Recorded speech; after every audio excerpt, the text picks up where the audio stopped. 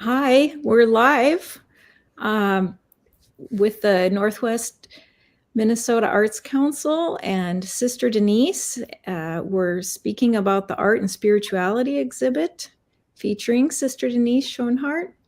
I'm Kristen Egerling, I'm the promotion specialist, and Trey Everett's with us as well. Welcome. Thank you. Thank you. Yeah, we're glad to have you here, Sister Denise. And like Kristen said, she is our featured artist for our current exhibit, which is at Northland Community and Technical College, and in Thief River Falls. And this exhibit will be up for about 2 months. It's been up now for a month already, and then it will end just the end of this month. And we will be having a reception, and that will be on Wednesday, the 27th at the college, and that's from 6 to 8. But yeah, we had this idea to have this exhibit, Art and Spirituality, which was really kind of important to me because I do artwork myself, and also I'm very interested in spirituality. And I had talked with you sometime back when you had your exhibit at Andy Hall's studio and saw your work. And you actually invited me over to see some of your work. I remember that. Yes. That was great. And then we decided, let's make this happen somehow. And we made it happen. And it wasn't easy because Sister Denise her artwork is not small, but rather very large. Lots of your pieces, and your largest pieces didn't even make it in. No, it didn't. No. Because we have to figure out how to transport them. So, but yeah, so we're really happy to have you here, and excited about people finding more about the exhibit and visiting the exhibit. Well, I'm honored to be here, really. I told Trey one time, I said, there are a lot of very talented artists in Northwest Minnesota, and there are the wonderful work that's being created by so many people. I said, I'm not even sure I belong in that group. Yeah, you definitely do. You definitely do. And so, but I just there's work in Northwest Minnesota that is so thought-provoking. For instance, Noah's work. Yeah. Noah's work for me, is hard to look at. Mm-hmm. But it's important work. Yeah. And and he did 63 paintings. I mean, really, that's amazing. Yes. Compared to mine, they're small. But yes. But they are amazing, and they are not easy to look at. So yeah, and I can say something about that. So Noah's work. So Noah's an artist in St. Paul, and he spent almost a year painting images from Dante's Inferno. And so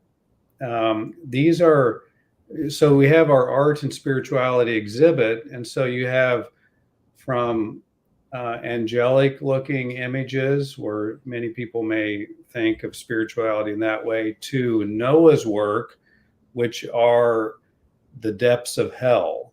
Mm-hmm. And so it's very gruesome and painful, and those are his images of what hell might be like based on Dante's Inferno. So yeah, so we have this wide range of work. It's a wide spectrum, yes. And then we have your work also. Yeah. Some of yours, and your woman's skeleton is a skeleton woman. Yep, skeleton woman. And that was very interesting to me, but also the way of the cross. Oh yeah. The way of the cross was the contemporary way of the cross, really, Right. contemporary interpretation. So I appreciated looking at that. Oh, good. Good. Yes, Yeah. very good. Yeah. Excellent. Thank you.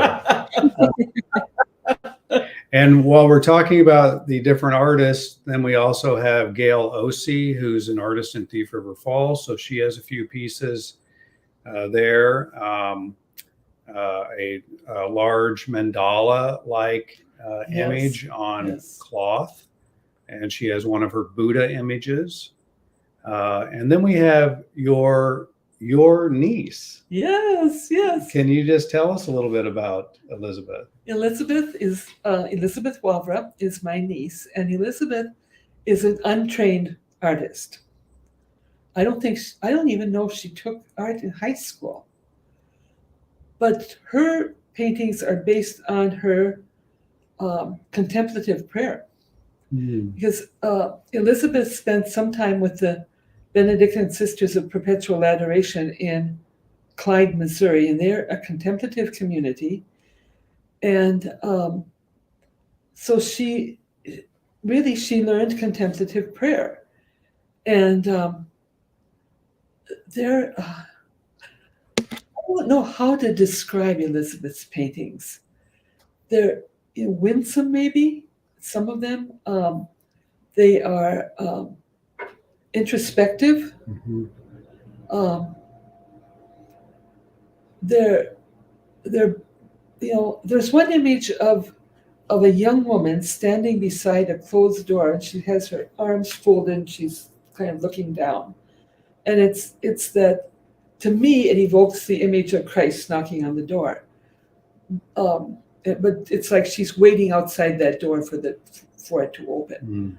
Mm-hmm. And so it intrigues me because I haven't had a chance to talk to her about it. So I just find it intriguing. And then there's another image of a baby floating above a black waterfall. Mm. And Elizabeth has been very private, I would say, about some of her images. But I encouraged her to enter this exhibit if at all possible. And I told her that I was being the featured artist. And I said, "Oh yeah, okay, that's nice." And I said, "The theme is, you could enter it too." I said, "The theme is spirituality." Well, she just lit up. Elizabeth is very quiet, but she has a depth to her that I find admirable, I guess. Yeah. It's great to have her artwork there in the exhibit, and I think it's great that you have this connection with Elizabeth. Yes. That's wonderful. And then there's one more artist, and that's Betsy Sardiff, and she's a potter in I want to say Grigla, is that right?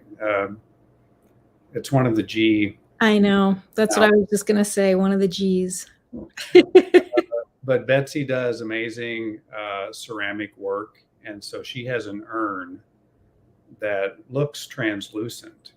It looks like you can see through it, but it's not translucent. But that's just the way she has fired it, and it's just really beautiful piece. It is a beautiful piece, and she knows her glazes. Yes, that's the word I was looking for. Glaze. Yeah. Yes, she does. She knows her glazes. Yeah. Well, let's move on to you, Sister Denise. And Kristen and I will go back and forth with questions, but I guess my first question is, tell us how you became interested in art in the first place. Well, I guess I think even as a child, children do drawings and things like that. And, I would draw the whole. My mom would get a tablet of paper, and I'd fill the whole thing. And so she wouldn't get me the paper anymore because she said I wasted it. But I did, and then I entered the convent. I became a sister, and we never bought cards. We always made birthday cards and Christmas cards, and we just never bought any of it. So I got interested in doing that, and the sisters encouraged me very much. Mhm. And then I went away to college and I majored in history because I didn't think I was good enough to take art classes. You know, my facility with drawing was left something to be desired, and so I didn't think that I could ever be an artist. I could never do a painting or anything like that. But then I came back. I came back to the mountain. I started teaching history there because we had a high school there, and then the art teacher resigned, and I became interested in pottery. So the first thing I started to do was throwing pots, and then the second art teacher that we had hired, she resigned.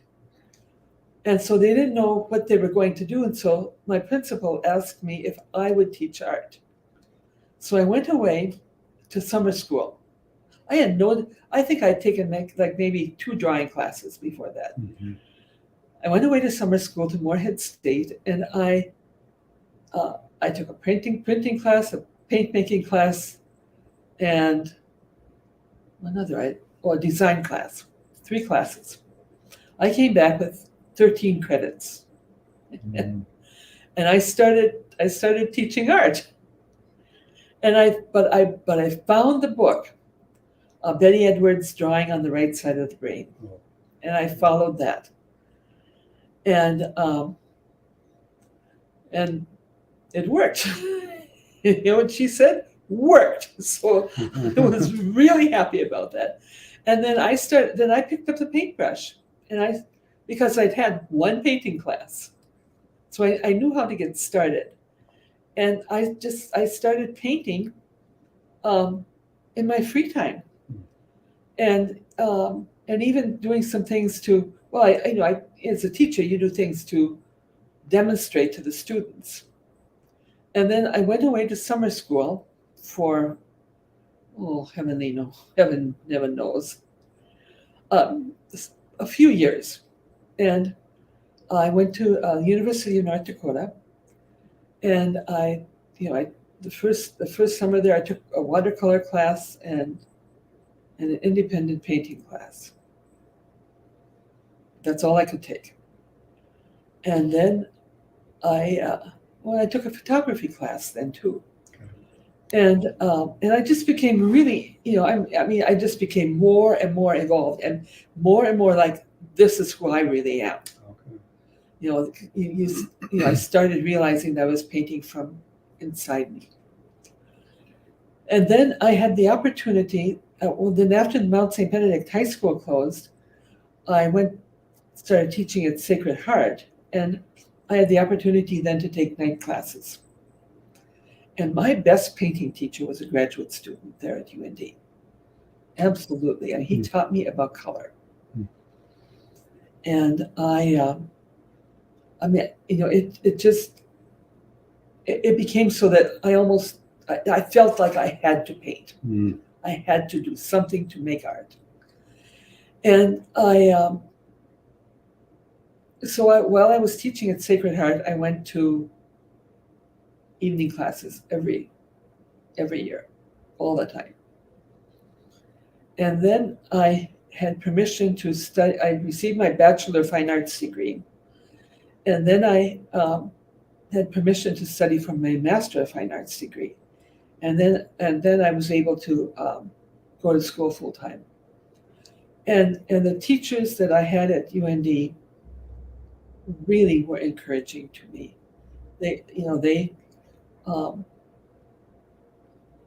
I always felt that I was not the best student.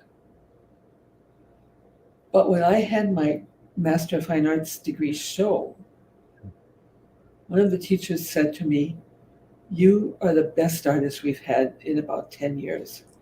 I about fell over. That is great. I mean, me? because I thought there were so many good artists there. There were, there was a Linda Brown who was just fantastic. Um, and there was a good friend of mine. His name was Mike Sheff, and he just experimented so freely with different kinds of media, and I just admired what he did.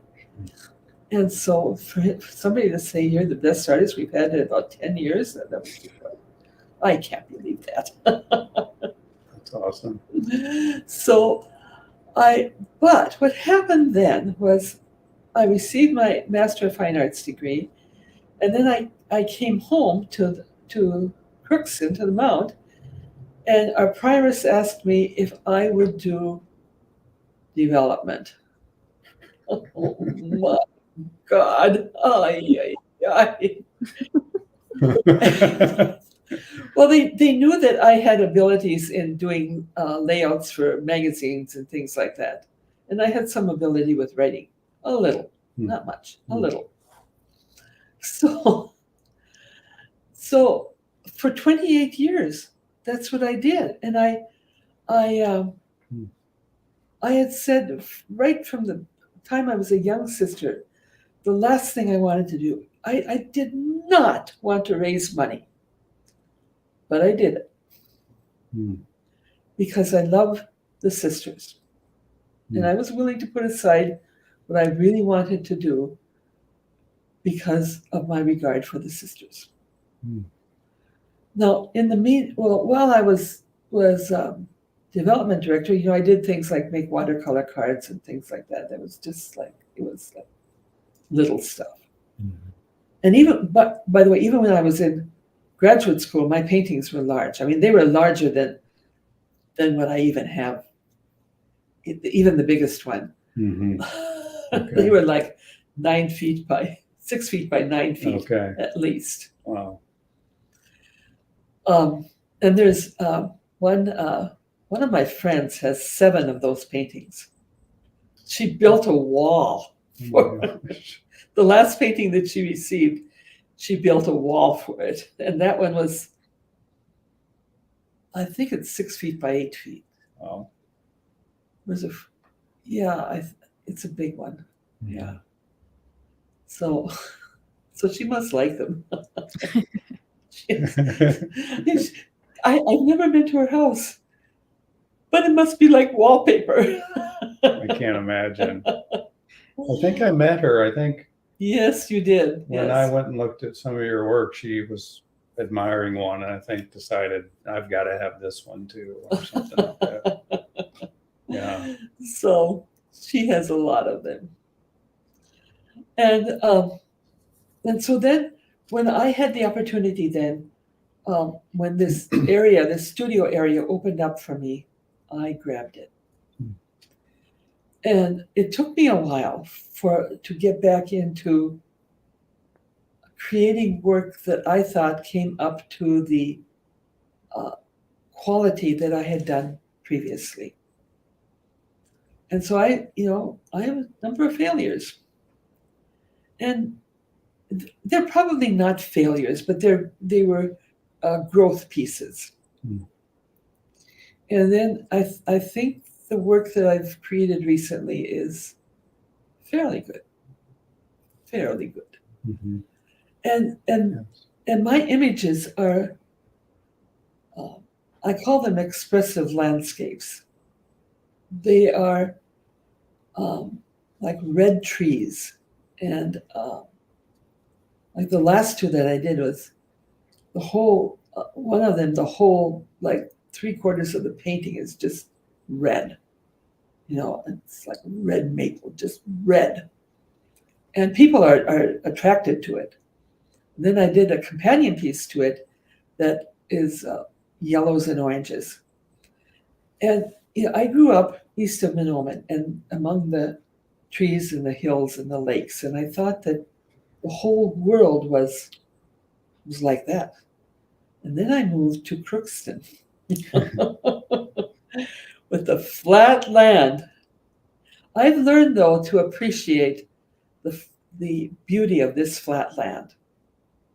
You have to look for it a little bit, but it's there.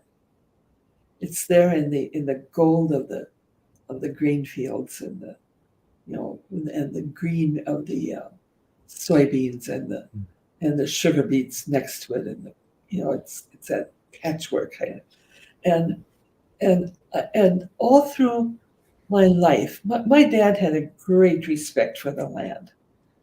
He was a farmer, and then when I came to Mount St. Benedict.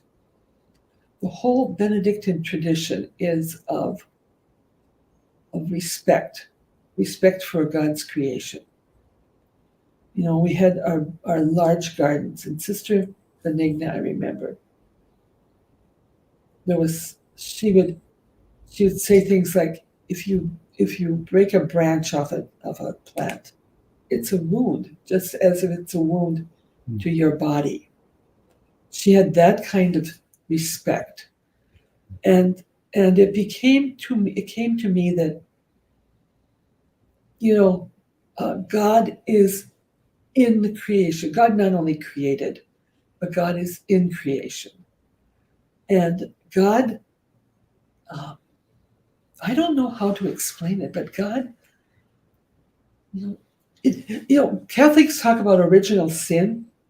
Mhm. There are some who talk about original blessing. All creation being original blessing. And how do we live in that original blessing? How do we take expression from what God has given us? Mhm. And I think the way I feel is that in making art, the artist has the privilege of participating in the creative act of God. And I don't know, when we think about, the whole of creation, what God created out of nothing, out of nothingness. The scripture says that the world was a void, a dark and formless void. And God brought light, the first thing. And then there was light. And the scripture goes through all of creation about, God's creation. Now, I don't care whether it was 24 hours. Some people say, I don't believe that. I think each day was millions of years. But that, to be able to participate in that creative act, Mhm. I think is such a privilege. Mhm. And it's not only the artist, the visual artist, who participates in that. It's the environmentalist. It's the musician. That God brought forth sound. And it's all of it's. But to be able to participate in that, it's just I can't express the depth of feeling that I have for that, and the reverence. But it was the Benedictine sisters who taught me that. And I am so grateful. I'm so grateful to the sisters. And I have to attribute it to the sisters. I remember a novice mistress one day. We were walking near the lawns at the mount. And she pointed out that below the level of the cut grass, there were tiny little violets. Tiny little. And they were just way below, they were below the cut grass. And it was like, oh, it's not just grass. there are those little flowers growing there. You have And to look it's- to see them. That's what I mean. You have to, in this area, you kind of have to look sometimes to see not only the broad landscape, the horizon to horizon landscape, but those little tiny plants. And most Yeah. people don't even notice it. But they're there. Yeah. Yeah. And that's part of God's creation. They're there. Right. So it's amazing. Yeah. Yeah. So, and so that's, I guess that's the ground of the foundation of where my art comes from. And I have two pieces in this exhibit. Well, I told you about the two, the red one and the yellow and orange one. I told you about that. But then there are two other pieces that are companion pieces. And I call one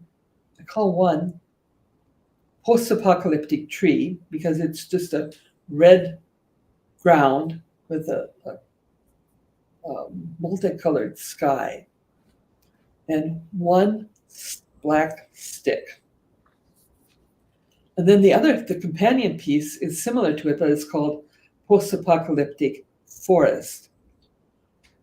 And that's to serve as a reminder that we don't take care of God's creation.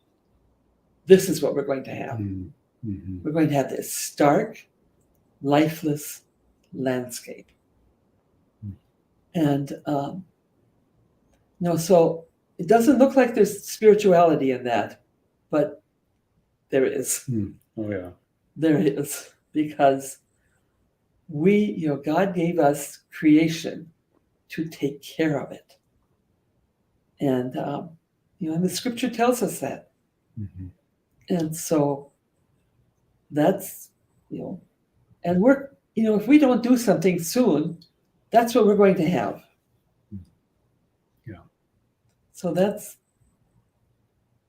those four pieces are important pieces to me. Can I ask about your art? So you talked about the art in the exhibit. Are all the pieces that you do, the works that aren't in the exhibit, are they focused on nature and the outdoors and spirituality? Are you still doing pottery? Is it all paintings? What do you focus on? It's all paintings now because I don't have a kiln, and I really don't have a place to do pottery.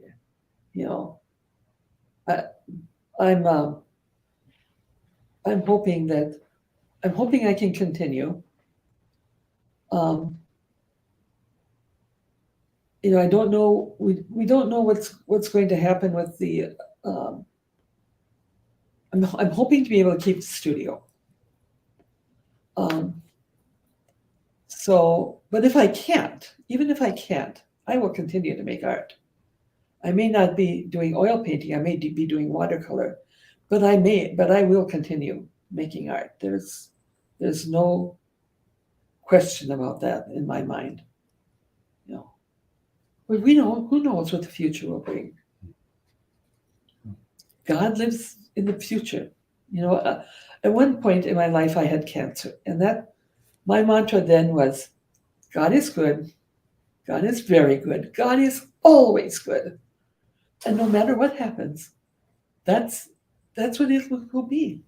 The goodness, to celebrate the goodness of God. And we'll just, we'll go from there. Yeah. I was going to ask you, I'm glad you brought up the post-apocalyptic tree and forest, because I was going to ask you about those two, because I look at those, I look at all of your work, but especially those two, and I am just mesmerized and thinking this is in some ways, maybe a prophetic visual of what could happen, Mhm. like you just said. So I'm glad you brought that up.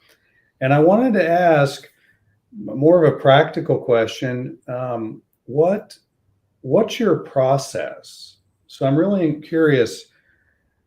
Do you come into your studio ready with an image in mind? You kind of putter around and maybe I'll do this, I don't know, or it changes as you work, or what's that process of creating like, including time? How long does it take? Um, it depends. There's one work that's not in the show, but um, I think I hadn't intended to include it, and then I decided maybe I would, and so I didn't have it on the sheet that I gave you, but I sent it along anyway. Oh yeah. But that one took 45 minutes. Okay. And it was like, I don't want this to be done yet, but it was finished. And then some of them have taken a week. I think that the red trees one, I think that one took me a week. And that's, I think that one is about 4 feet by 5 feet, something like that. And then the other one, the companion piece too, took about a week. I think mostly because I was doing a lot of layering of paint. And both of those, I started out with a dark ground. I painted the whole canvas a deep, deep purple, so that it's like, it was almost like a black. Mm-hmm. It's not black, but and then I painted from, that became the shadows. And then you put in the middle tones, and then finally the highlights, the lighter tones and the highlights. So I sometimes paint that way. Okay. Other times I just start. I work shadow and light and midtones all at the same time.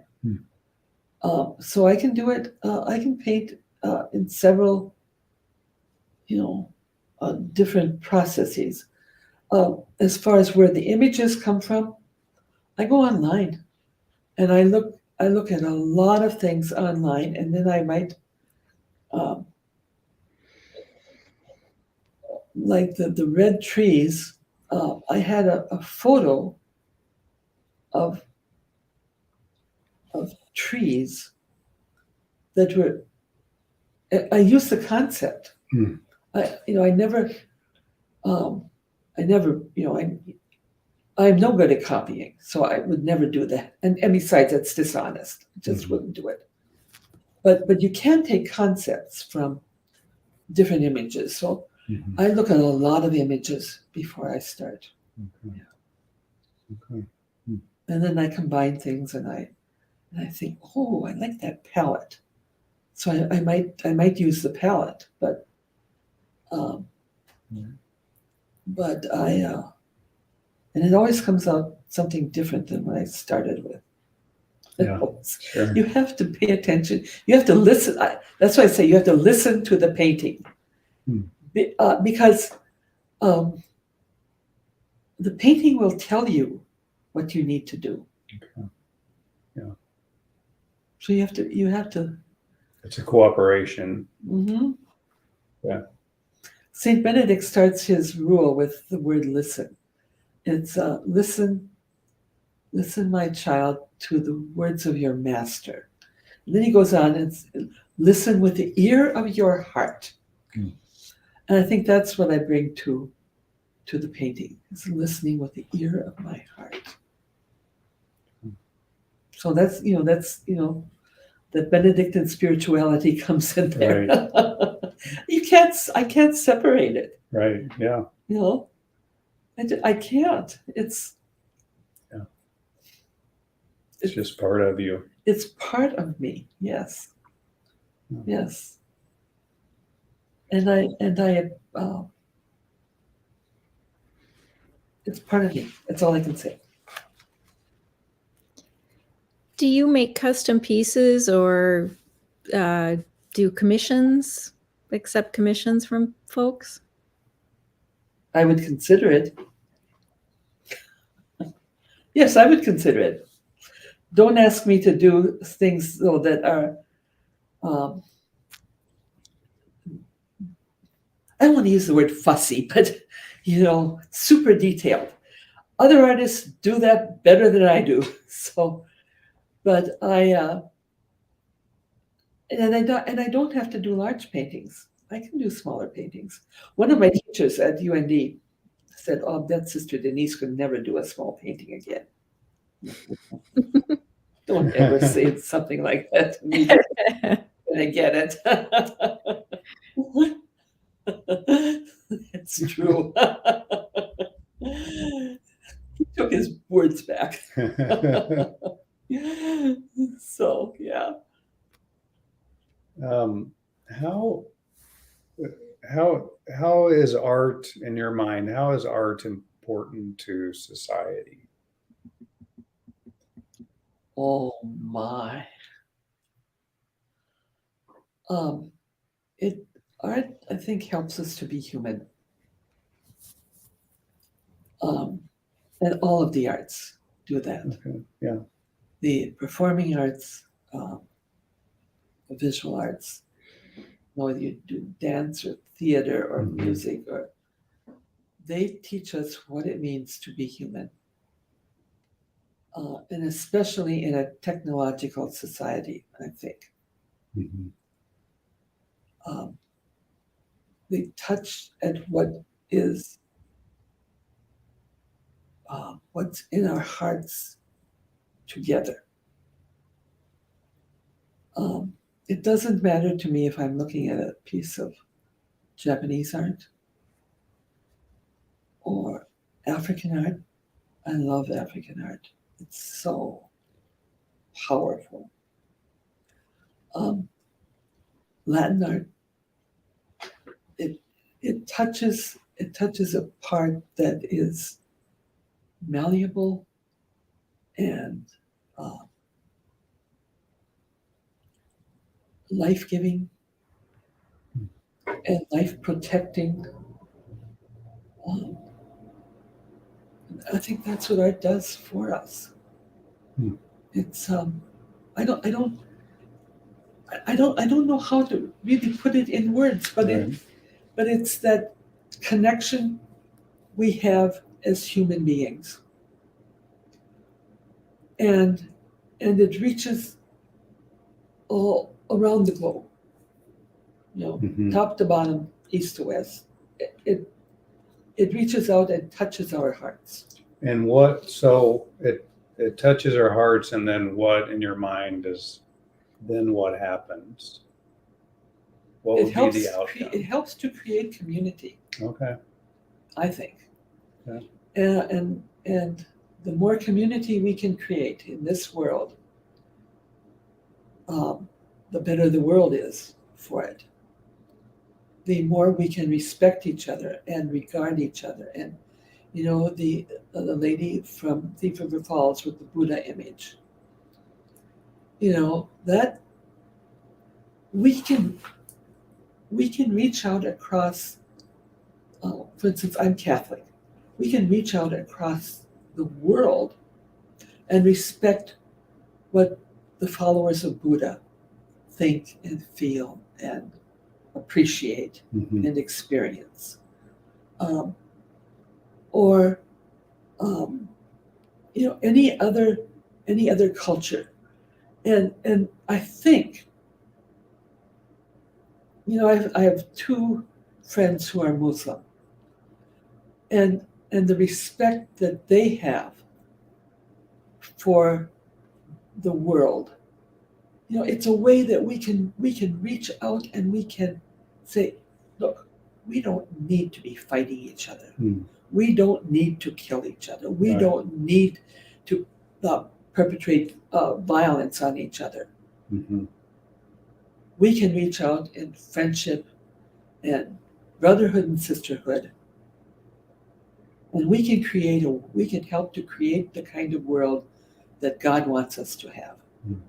And I don't, if you call God Allah, or they don't call Buddha as God, but it doesn't matter how we name God. God is God. And God is the creator. And as Christians, we believe in a God who is creator, redeemer, and sanctifier.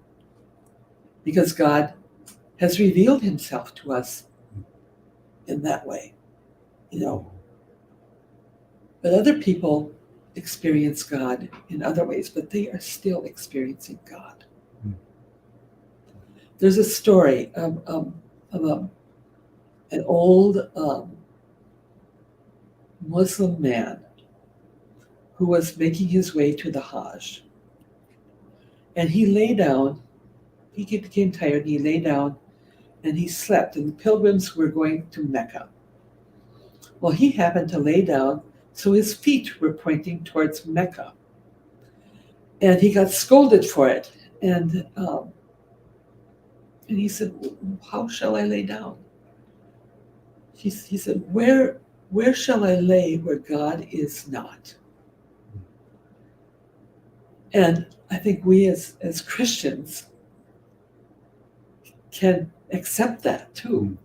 Where shall I be where God is not? And so I think art can help bring us to respecting to where God is everywhere, all over. Mm-hmm. That's my theology. Or my spirituality. It's just the way I think. Am I right? I don't know, but it works for me. Right. Yeah. So. Okay. Yeah.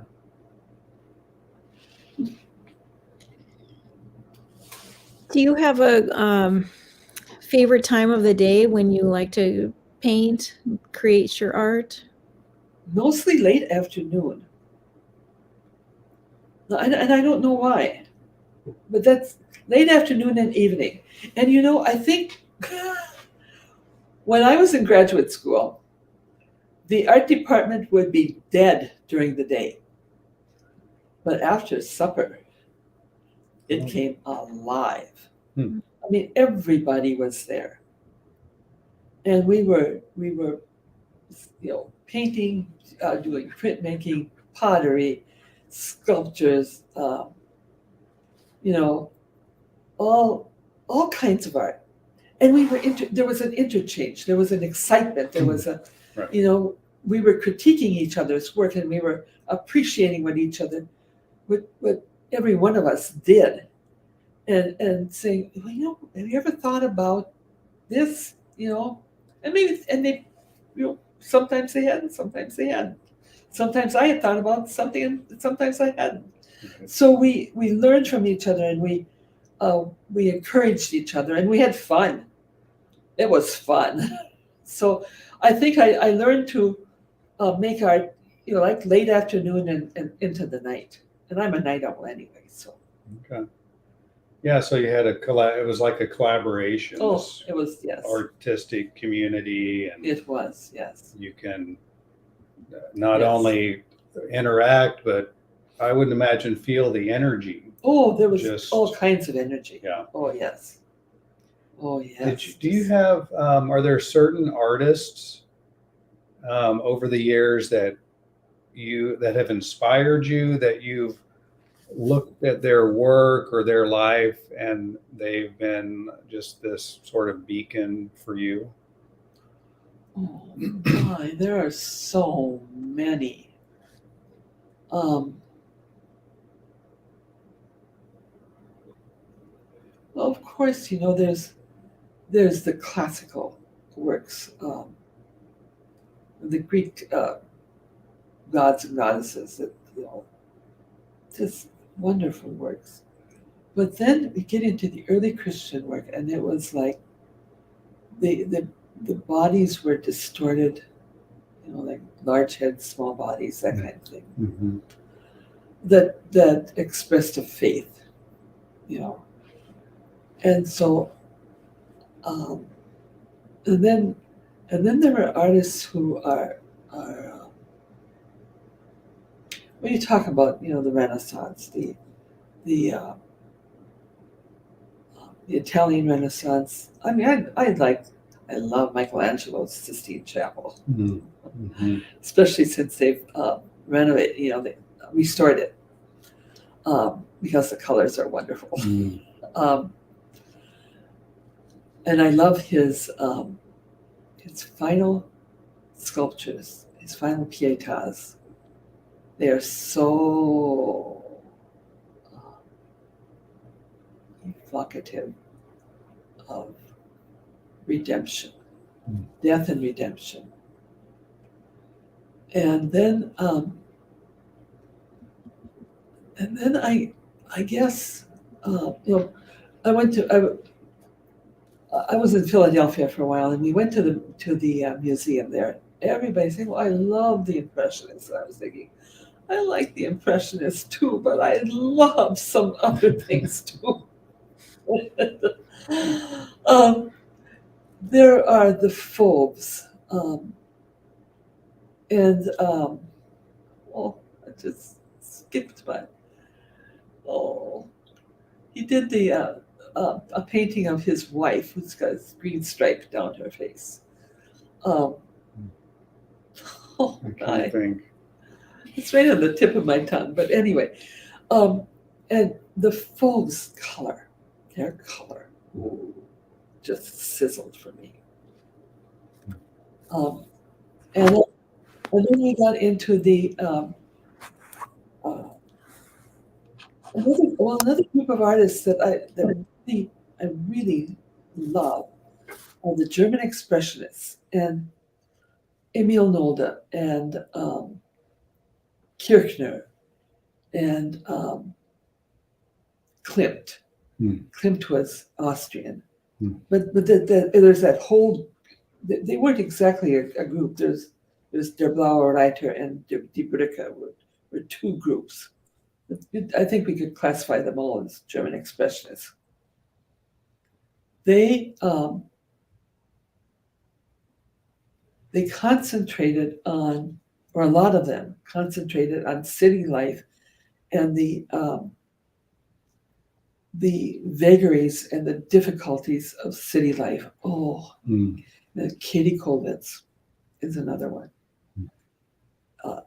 Katie Kollwitz drawings of mothers and children are just so incredibly expressive. They're just she was her husband was a physician. Her work was really a protest against the Nazis, but it never really came across that way. Except she was included in Hitler had them gather all these German Expressionist paintings, and they sent the exhibit throughout Germany. He called them Entartete Kunst, degenerate art, because he wanted nice German children and flowers, and meanwhile he was killing millions of people. So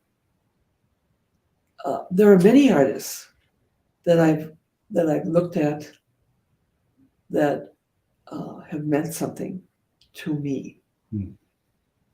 And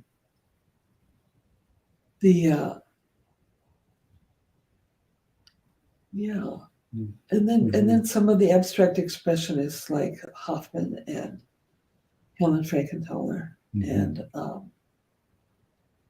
some of those too. Okay.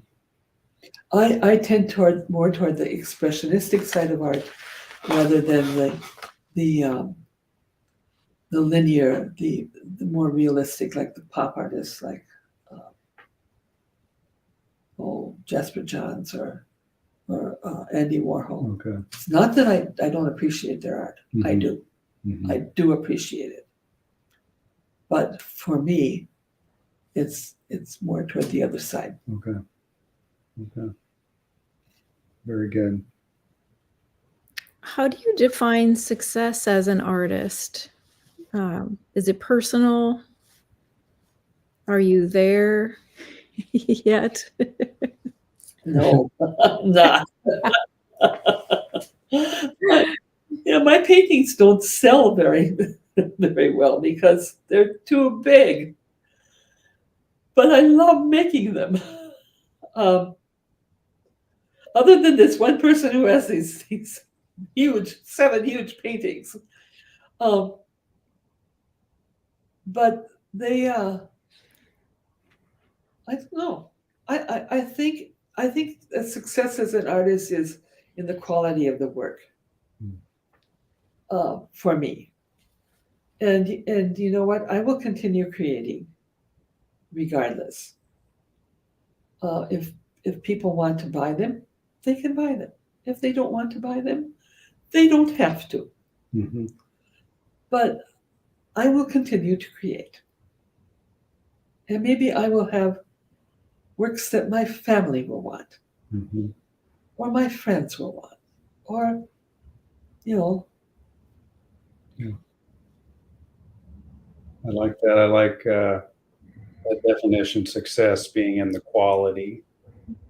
Yeah. Then you don't have, it's not a numbers game or popularity game. It's just in what I put into it. It's here it is. This is what I've created. It's what I've created. Yeah, very good. Well, we're getting close to our time, so I just want to be aware of that. Before we close, is there anything that we didn't ask you but you really wanted to share or say or express?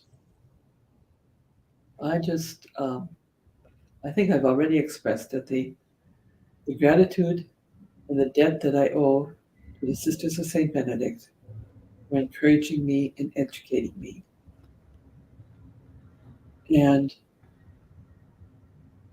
the blessing and reverence that I give to God. Benedictines have a motto that in all things God may be glorified. We must say that in all things God may be glorified. Very good. Very good. Okay. Okay, well, this has been great. Thanks for sharing and making yourself available. Well, thank you. Thank you for being here with me. You're welcome. Yeah, this usually doesn't happen. I'm usually on a computer screen, another computer screen, but I also live in Crookston, where Sister Denise lives, and so it worked out. I could just come over to her place, and so this was very good. And I just want to remind everyone the reception is coming up on the 27th. That's a few weeks away. It's from 6 to 8, and it's right next to the gallery. There's just this open area in the gallery next to the library also, and you can park in the front of Northland Community and Technical College and enter into door B as in boy. And that's the exhibit is right there, and we'll have a reception there, and hope everyone can make it. And then the exhibit is open Monday through Friday during normal business hours of the college, and that's usually from 8 to 5 now that school is in session. So we encourage you to take a look. And also, Christian, you've put it on the virtual exhibit on our website. That's right. Yeah, you can walk through the exhibit virtually in a video, and that's on our website. It's on our YouTube page. And then Sister Denise will be on our radio segment on the 26th, so the day before the reception. Great. And then that will be on our website as a podcast afterwards. So, and remind us again, Trey, what day does the exhibit close? The last day is actually the 29th of September, and then Yeah, then the following Monday, I'll be taking it down. So the last day to see it will be Friday, the 29th. Okay. Great. Good. Well, thanks for joining us. And this will be, it's on our Facebook page and on our YouTube page. And possibly later today, it will be on our website. If not later today, it'll be tomorrow. And so you can watch the discussion, Mr. Denise, at any time after this. Oh my. Oh, I want to thank both of you so much for everything you've done. Yeah. Yes. It's our pleasure. Yeah, thank you so much. Yeah, we're very happy to. Oh, thank you. Yeah. Thank you. Yeah, great. Well, thank you. I'm going to end the live stream.